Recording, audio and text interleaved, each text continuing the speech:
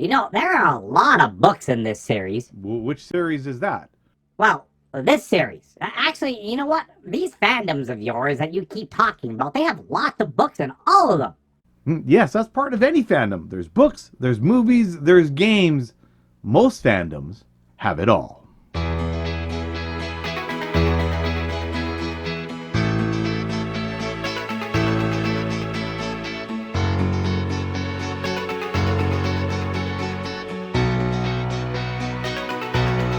Alright, before we begin this week's episode, I want to take a moment and take a look at how I got here.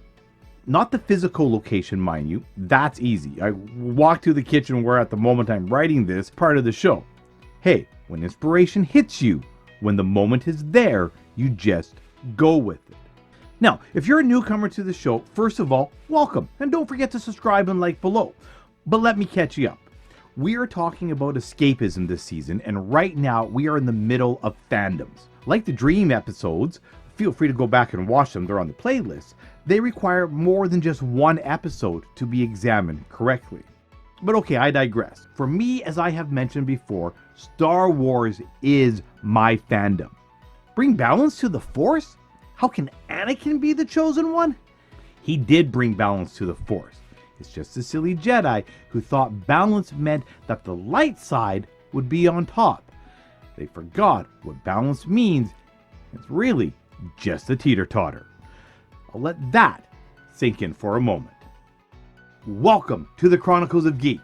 Live long, prosper, share the Force with everyone while you join Ish and myself, Damon Roth, the Geek from the North, this week while we escape again for Fandom, the sequel.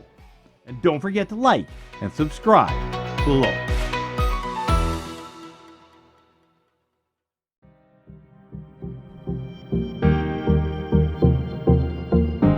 Star Wars for me is my life. Is that why on any given day of the week there is a 78.2942% chance that you will wear a Star Wars t-shirt? Never tell me the odds. I saw my first movie, A New Hope, at the very mature age of 3, in the theater somewhere on a military base in Lahr, Germany. I have a memory of my dad staring at the screen and him making a comment to the friend that he was sitting next to that he could fix them faster. By the way, he was a heavy-duty mechanic that specialized in emergency vehicle repairs in inhospitable environments. Now, since that first movie, I have consumed Star Wars as it has been produced. I saw the Christmas special on TV, not the Lego one, the other one, and I still encourage people to watch it, especially when they complain about the sequels or the prequels. I was there the day Thrawn, thank you Mr. Zahn, brought Star Wars back from the blink of obscurity. I was there for the travesty of the novel Darksaber. Not Kevin J. Anderson's best work. Read it. It's interesting. Short premise, a Hutt acquires the plans for the Death Star. What could possibly go wrong? The original Kylo Ren was Jason. It doesn't matter which canon, Skywalker kids have always been an issue. But enough history of Star Wars. It's huge. It's the fandom, however, that led me here. I was on a Star Wars page, actually, or a Geek something something page, and I saw a post. And now I do this. And why is that important? Well, I have a TBI, a traumatic brain injury, or a lifelong concussion from a work accident, which was an elephant diabolically disguised as an elevator gate from 1904, which bounced off the top of my head about 2 years ago. And creating for Geek News Now has given me an outlet to help me fix my broken brain. This show is the goal I strive for each week. Achieving the goal has helped rebuild my confidence, my desire to do things, and as such has helped my wife and I successfully navigate not only my disability, but the pandemic. Being able to geek out with all of you is simply, for this Geek of the North, the therapy that I need to succeed. This is an example where fandoms have done good. And no, I'm not going to bother to jump down the fandoms are bad hole We already know that. We have all experienced it, and we all know far too well the negative. So no, today I'm only going to focus on the positive, or the mostly positive. And with Star Wars, there has been way more positive. Now, yes, if you hang out in some of the Facebook groups, you'll see your fair share of negativity, but that, unfortunately, is the name of the game right now and is not limited to this particular fandom. It stretches right across every single one. But beyond that, when you look at the actual true fans, the fans who, if they don't like a particular movie, just don't watch it. It's a simple concept. Heck, I have read most of my Star Wars books more than once. Some fall apart. The Yushang Vaughn storyline?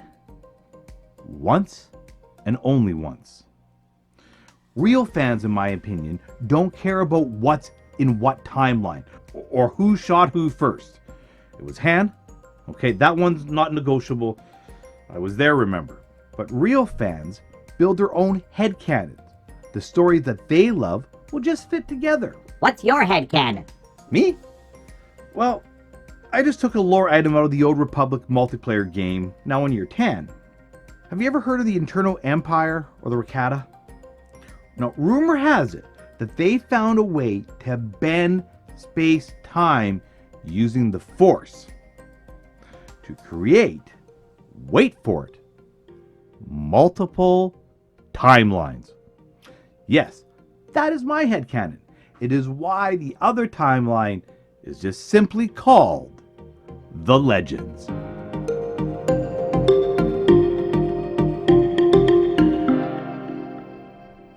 Randall Quizzlematic. All right, humans, it is once again time for the Randall Quizzlematic quiz part of the show. I know this is your absolute favorite part of the show because it is hosted by myself-ish. So, question number 1. Fandom, the sequel, is a play on what movie parody duology from the early 1980s? Hint, Shatner makes an appearance in number 2, and don't just call me Shirley. Who's Shirley? I really should watch these movies. Really should. Randall Quizzlematic 2. Now, humans, I'm going to ask an actual serious question here, because as much as I make fun of this human that I live with here, he's actually been nice to me and doesn't make me do anything that is too strenuous. So, serious question. TBIs, traumatic brain injuries, affect how much of the population of the United States of America? Is it A, 5%, B, 10%, C, 12.3%, or D, the actual number is unknown?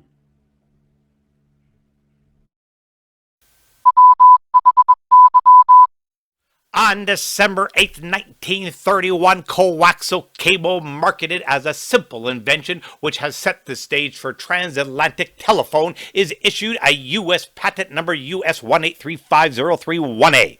This new technology has been forecasted to eventually deliver the gift of ubiquitous telephony, television, and webs. Coaxial cable was actually first used in 1858 and was the foundation technology of the first transatlantic cable installation. One or two of you uber nerds out there would know that its theory wasn't described until 1888 by English physicist, engineer, and mathematician Oliver Heaviside. The American patent for the concentric conducting system was filed by inventors Epsiel Lloyd and Herman A. Appel. This tidy piece of technology will indeed change the world and will remain king until, holy geez bees, a glass fiber will conquer the world. I cannot believe it. What's next? Somebody will try to tell me that Canadians will develop two-way communications over microwaves. From 1931, this is the Chronicles of Geek. Flashback News. Randall Quizzlematic, question number 3. The host network for this show, this is an easy one, the host network for this show is which of the following? A, GNN, Geek News Nebula, B, GNN, Geeks Now Nebula, C, GNN, Geek News Now. Last week, we started down a path of a theory regarding Star Wars and how many of us may be looking at the saga from a certain point of view.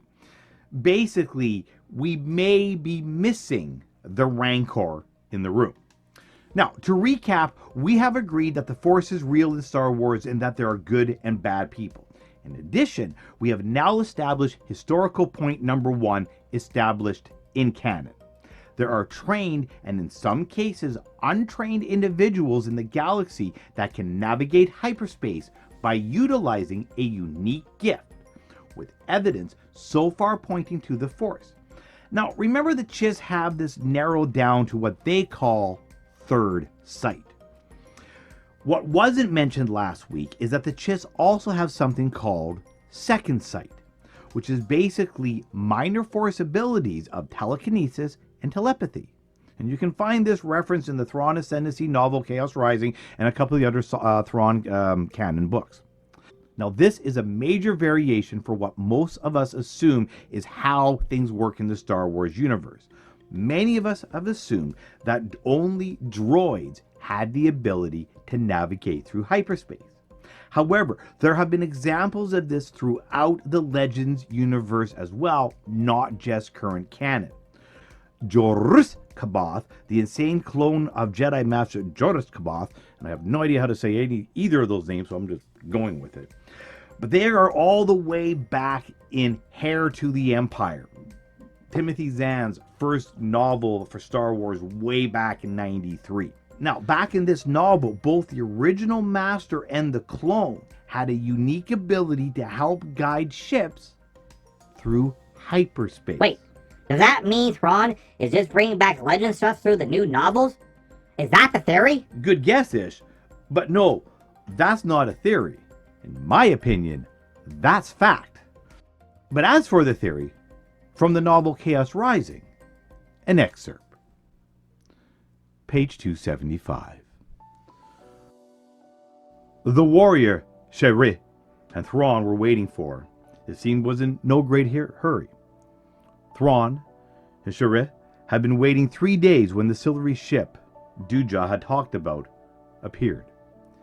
It disappeared into the trees a fair distance from a settlement built in and around the group of black stone or wooden spires. A few hours later, Durja's ship rose from the forest and headed away, pursued briefly and uselessly by a couple of the planet's patrol ships. Cherie waited for the Nubian to follow it, but the big silver ship remained hidden. And then, again, nothing. Thrawn spent the day studying all the information he could find on the planet, which Cherie learned was named Batuu, and giving her more piloting exercises with the control boards in the simulator mode. Cherie, for her part, ran the exercises over and over, and over and over again. Thrawn hadn't actually said so, but she had a strong suspicion that when the expected warrior arrived, Thrawn would be leaving the scout ship in her hands. When that happened, she was determined not to let him down. And then, even as she was privately about to give up hope, there he was. Unidentified ship, this is General Anakin Skywalker of the Galactic Republic, the pilot said over the scout ship speaker, the Mezkoff. The words a little mangled, but mostly correct. You are intruding on Republic equipment and interfering with the Republic mission. I order you to pull back and identify yourself. I greet you, Thrawn said in turn. Did you give your name as General Skywalker? Thrawn caught Cherie's eye as he touched the mute button. Interesting coincidence, he commented. Cherie nodded. The pilot had spoken the word as if it was his name. But probably he just messed up the language.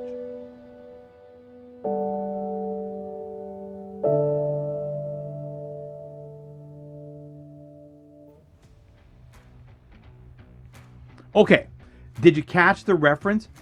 In the Chiss universe, we talked last week about the children who have third sight.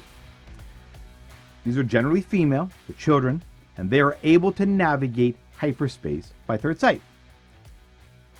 But they are given the honorific Skywalker. That is not a theory. It appears throughout the Thrawn novels. In the Chiss ascendancy, their greatest treasure, some may argue, literally has the name Skywalker. And it was this moment in time that Thrawn has the first inkling that something was up in the galaxy. And historical point number 2 is just that. One of the longest and most stable governments in the galaxy, spanning thousands of years and multiple versions of Sith empires and galactic republics, Legends canon, new canon, doesn't matter, has always, or at least as far as we can tell, called their navigators the same name as 2 iconic characters in Star Wars, being Anakin and his son Luke. Now, one of the other things that we are told in both versions of canon is that Anakin is the best star pilot the galaxy has ever seen, and his son Luke has the ability to fly X-Wings, crop dusters, whatever, like nobody's business. They both can fly around turbo blaster shots. And there's multiple references to them doing this in both the comics and the novels in either canon. Skywalker in the Star Wars universe is both a noun and a verb.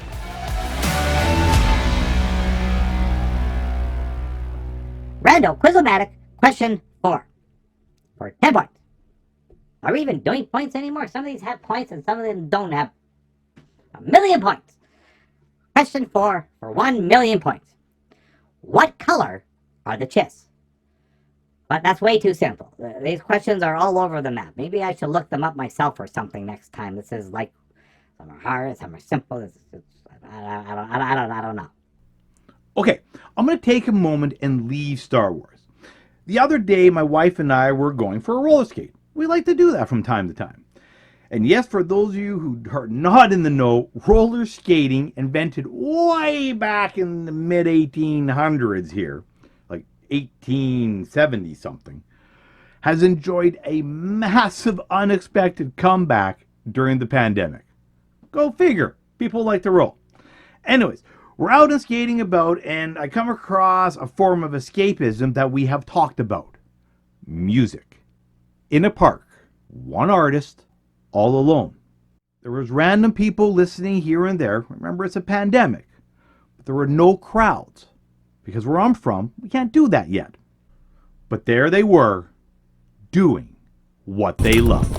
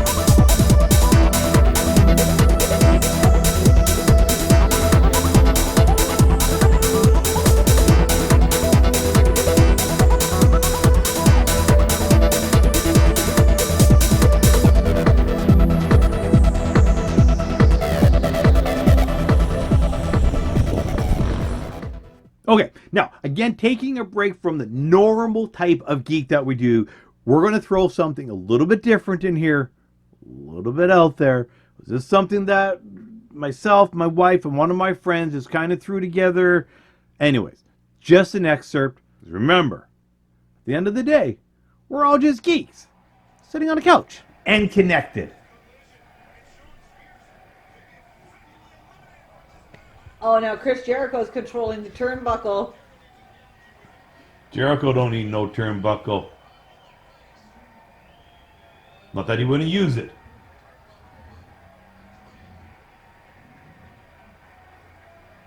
Is that a fork? A spork? Where are they finding them? They just brought it in. It's coming from their pockets, their pants, their underwear. The butt? Very well could be. 2 of these guys apparently have done jail time, or 3 of these guys. I mean, that's what the backs say. That's. Oh my goodness! They're going to Fake fork the blood. guy. Fake They're blood. going to fork the guy. Oh, they Fake just forked him. blood. And you are right. That does look a lot like ketchup. That looks pretty fake. There's partial cage. And Jericho's heading up to get somebody who ended up on top of there. It looks like it might have been the first dude who was out there. Okay, there's still 4 members of each team in the cage, which is now definitely a cage, And this except for guy Jericho. looks real scared. And I'm not sure who this guy of the Pinnacle is, but he is not happy. And oh my goodness, are we going to see? No. They're not going to do it. There's no way they're going to do it. And if you know what I'm talking about, you know what I'm talking about. They're not going to do it Oh, here. no. Oh! The walls of Jericho! On top of the cage! Tap! Bend him like a pretzel! Oh, he low blows him! The only way out of the walls of Jericho. And in any other match, that would be illegal. But not this one. Perfectly fine. Randall Quizomatic, question number 5. There's a lot of Star Wars around this week. Any idea of why?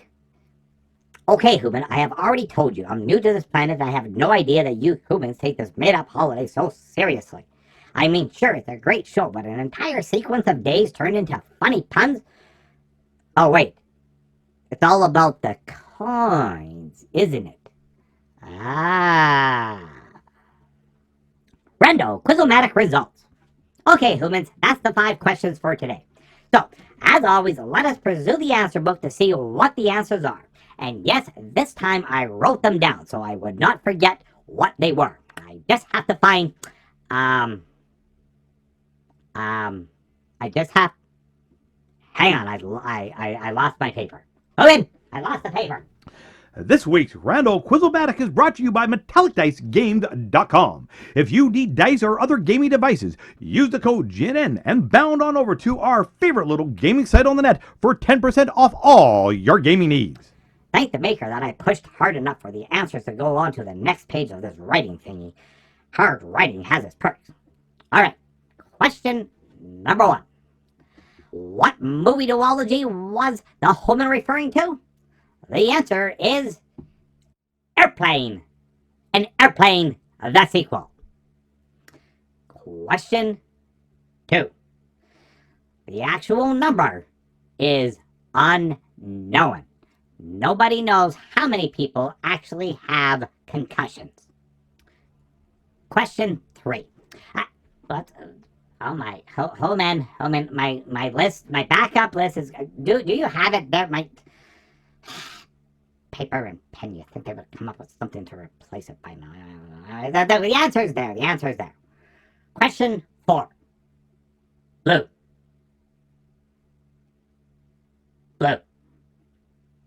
Question 5. May the 4th be with you.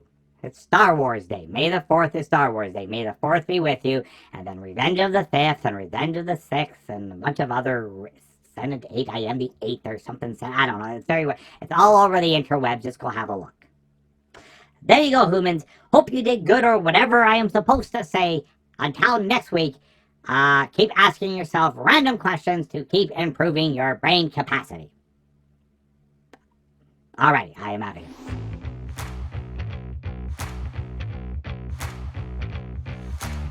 here. What's up, Doc?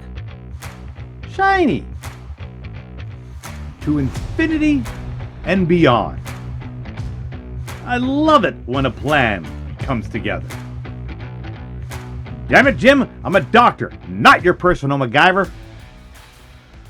Oh, bother. She's his lobster. It's going to be legend. Wait for it. Part of the journey is the end. Dairy. All of those and millions of more are catchphrases that are instantly recognizable to their fandoms. The fans just know them. It's the same of the opening bars of your song from your favorite band, or something as simple as, did you finish it? Of course you did. Fandoms create their own mini universes. Communities, some would say, but universes all onto their own. Sometimes complete with their own languages. Apparently, you have not experienced Shakespeare until you have heard it in its original Klingon form. Seriously, that's a thing. What fandoms simply give us is a different F word. And no, it's not the one that you are thinking of. No, it's a word that you have probably never heard of before. It's a word that, as far as I know, that my spouse made up. Wait for it. It will be... But again, fandoms. Ish? Yes, officially, by my official definition, a fandom is A. A group where people who like similar things together in an environment where they can exist in the same location while sharing the things they like. B. In addition, they are granted the ability, some say magical, some say from within, to transform themselves into a closer representation of what they truly want, their actual persona, their personality, in their current human avatar form. I'm not sure if that's the actual definition, but I like it, because it's true. Fandoms let us be who we want to be, in whatever universe it comes from. My friends and family know that I do not want to be a Sith Lord. Far too pretty to allow Force corruption to ravage me. Nor do I want to be a Jedi. No, I literally want to be the cross between Han Solo and Captain Mal. Heck, my fandom goes so deep that I even wore out the t-shirt. Fandoms, a made-up word that is now real from the words fandom and kingdom, are simply, like my spouse would say, fandoms are family. Friends that are your chosen family.